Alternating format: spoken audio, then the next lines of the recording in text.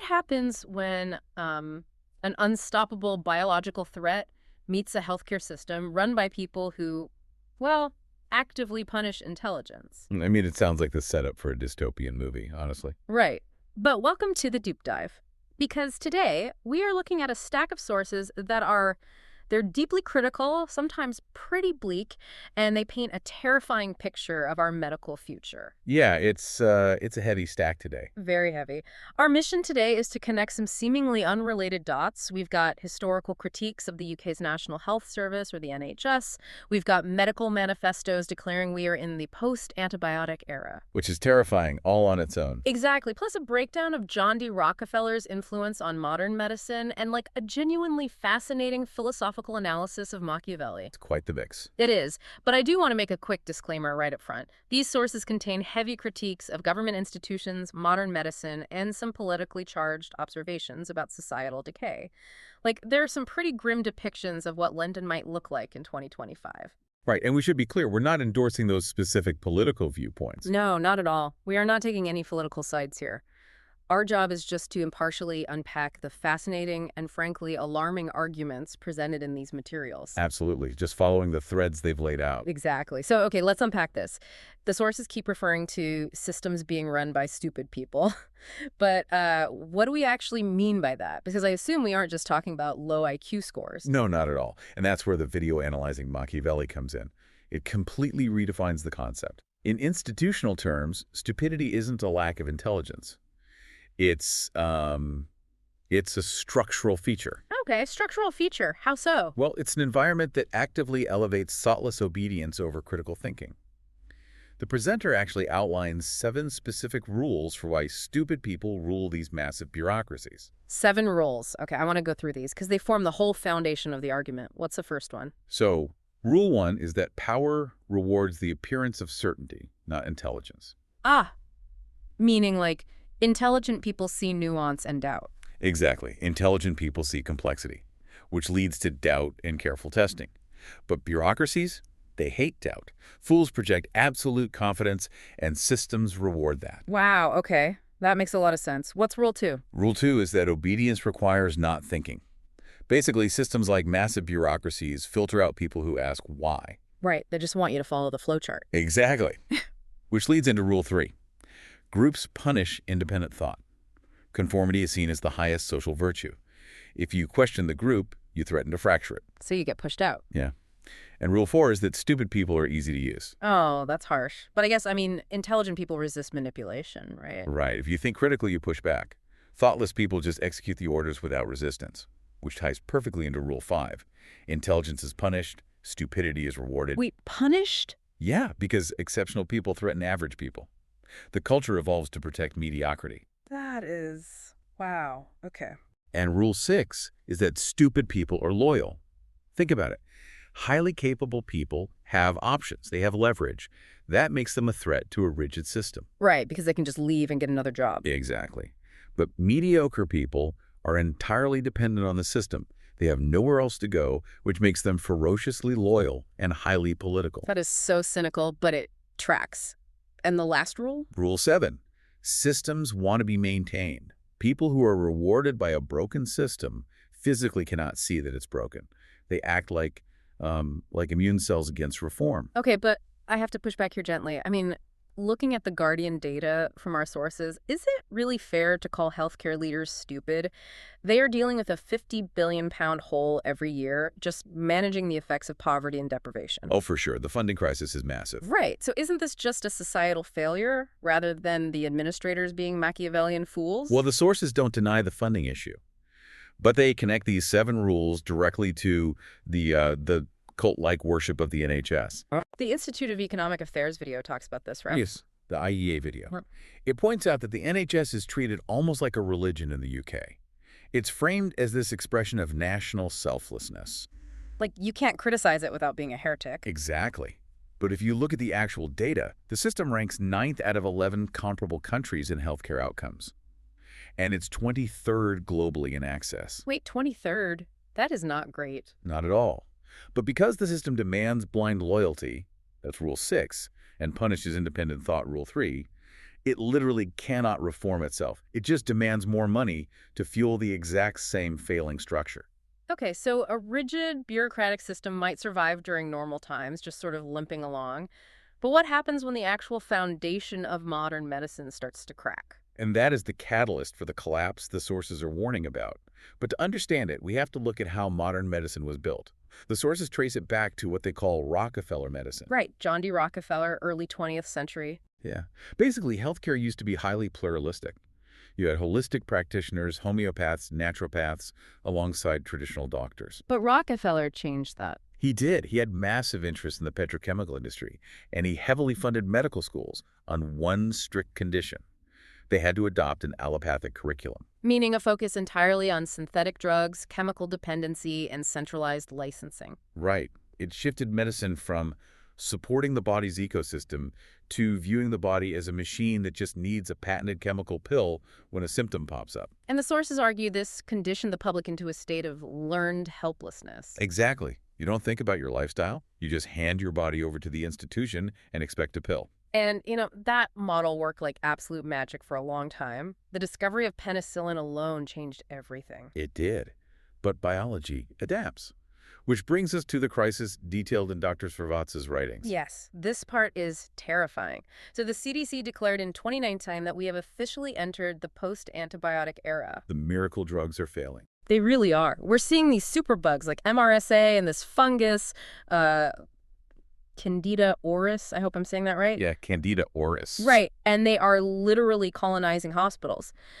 But here is where the systemic stupidity really shows up. Instead of careful diagnosis, the UK government, starting around 2006, allowed nurses with just 26 days of classroom training to prescribe antibiotics. 26 days. It's unbelievable. They just gave them rigid, nice guidelines and algorithms to follow.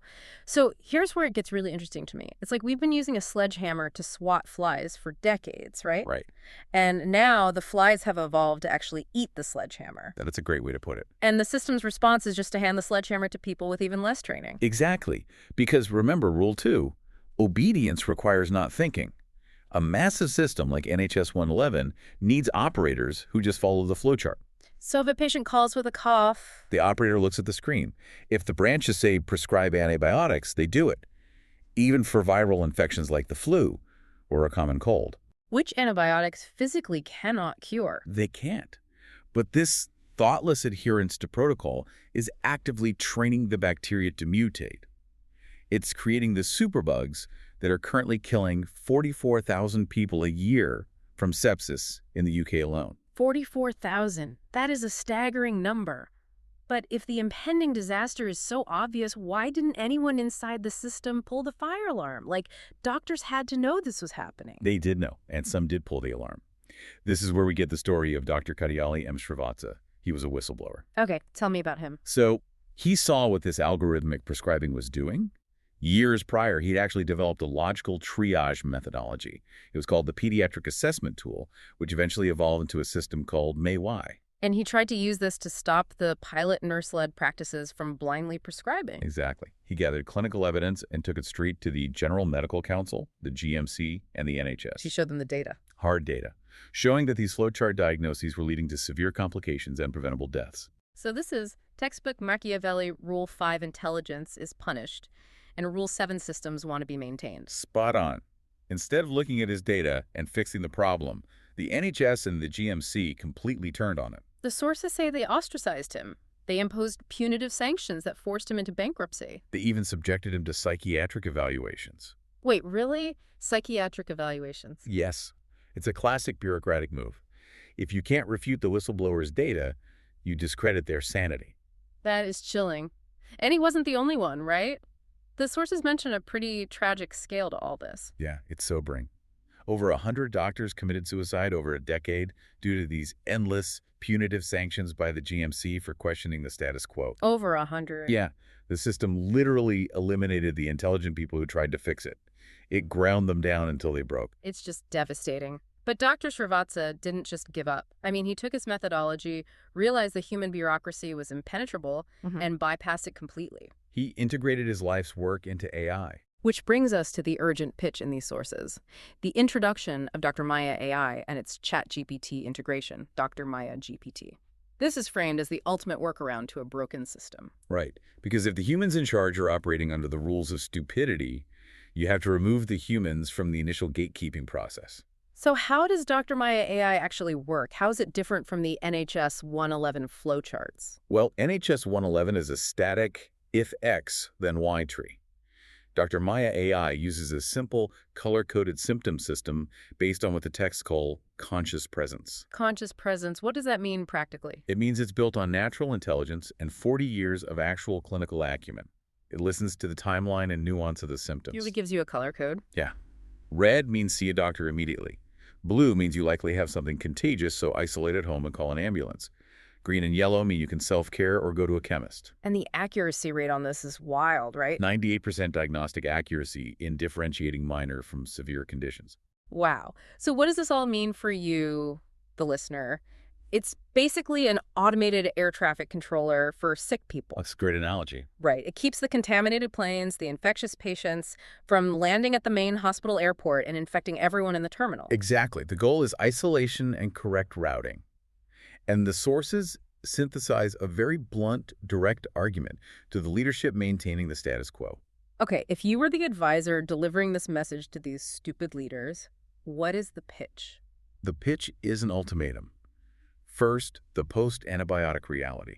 You absolutely cannot use a 20th century telephone triage system for a 21st century superbug crisis. Period. Period. Second, the danger of hospitals. By forcing sick, contagious people to wait in A&E or local clinics just to get a basic diagnosis, you are actively turning hospitals into superbug breeding grounds. You're facilitating the spread. Yes. Third, the financial reality. Mm-hmm. You're spending £50 billion on the effects of deprivation, and you're wasting precious resources on unnecessary consultations for minor viral ailments. So what is the solution? The solution is you must use Dr. Maya AI as the mandatory gatekeeper. Because it identifies infected individuals while they are still at home? Right. It enforces isolation.